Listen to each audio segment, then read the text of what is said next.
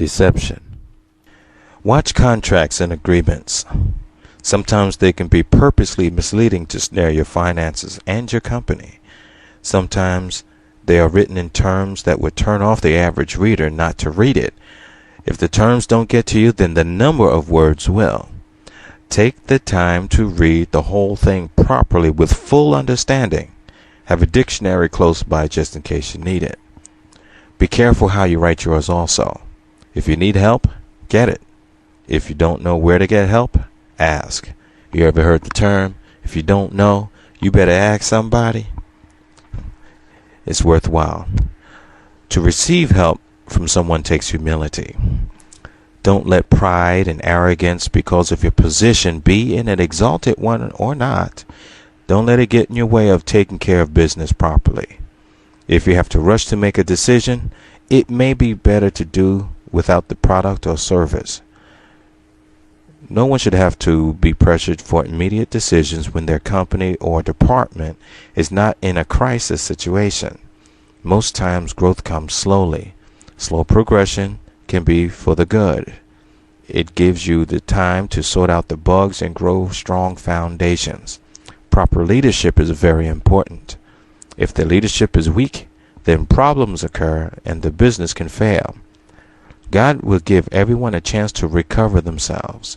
When the leadership is corrupt, time is given for them to get their act together for a period of time that God sets. If within that time repentance hadn't taken place, a few things can happen. 1, the company will close, not necessarily all at once. 2, the corrupted person will pay a personal price for his actions, not necessarily related to business. 3, the individual could be removed from position in a way that could be embarrassing, but definitely openly. How does God do this?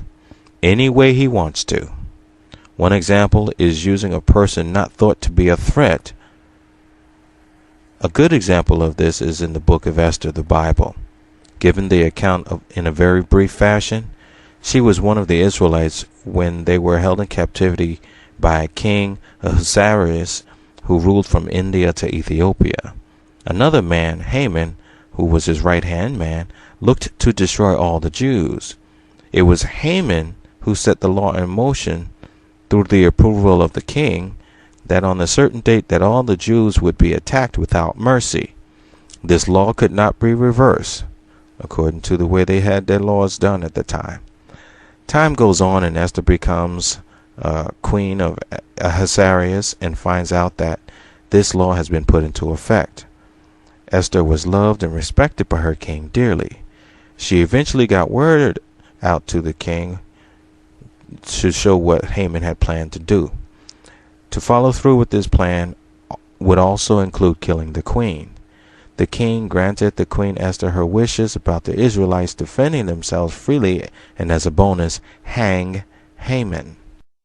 Here's some other thoughts I've considered about why the king hang Haman.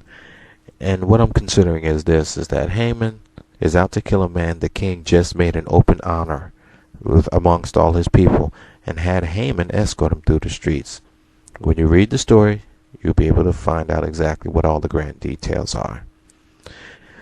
I'm also considering the king also had his trust violated.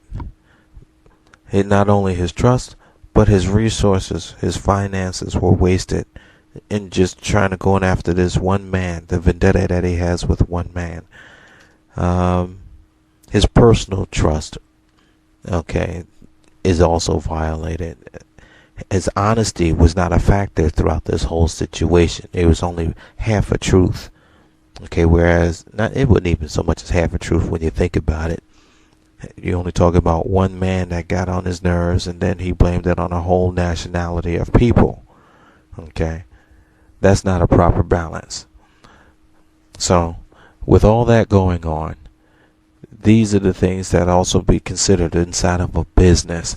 This stuff will come back to you. It will come back to you. Because God is about teaching people to take care of themselves and of other people. That includes the earth and everything in it. And we're accountable for it.